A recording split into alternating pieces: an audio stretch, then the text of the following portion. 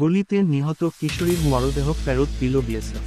মৌলভীবাজারের কুলাউড়া উপজেলার শরীফপুর ইউনিয়নে ভারতীয় সীমান্তরক্ষী বাহিনীর বিএসএফ গুলিতে নিহত স্বর্ণা দাসের 16 মরদেহ ফেরত দিয়েছে ভারতীয় পুলিশ।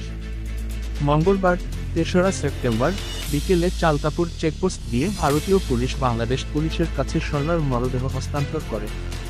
এর আগে রোববার রাতে উপজেলার শরীফপুর ইউনিয়নের লালারচক সীমান্ত এলাকায় ঘটনাটি ঘটলেও একদিন পর সোমবার রাতে বিষয়টি জানাজানি হয়। নিহত স্বর্ণা জেলার জুড়ি উপজেলার পশ্চিম জুড়ি ইউনিয়নের কালনীগড় গ্রামের বাসিন্দা পরেন্দ্র দাসের মেয়ে। স্বর্ণা অষ্টম শ্রেণীতে অধ্যয়নরত ছিল। স্বর্ণার বাবা পরেন্দ্র দাস জানান, ভারতের ত্রিপুরায় তার বড় ছেলে থাকে।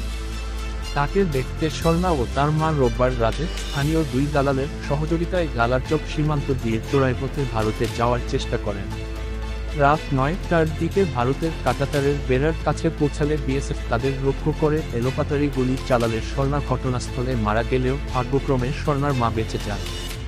তিনি জানান, সোমবার রাতে বর্ডার গার্ড বাংলাদেশের বিজিবির একটি দল বাড়িতে এসে খবরটি জানায়। কুলাউড়া থানার ভারপ্রাপ্ত কর্মকর্তা ওসি বিনয় ভূষণ রায় বিষয়টি নিশ্চিত করে বলেন, মঙ্গলবার বিকেলে চালতাপুর চেকপোস্ট দিয়ে ভারতীয় পুলিশ বাংলাদেশ পুলিশের কাছে স্বর্ণার মরদেহ হস্তান্তর করে। পরে স্বর্ণার পরিবারের কাছে মরদেহ বুঝিয়ে দেওয়া হয়।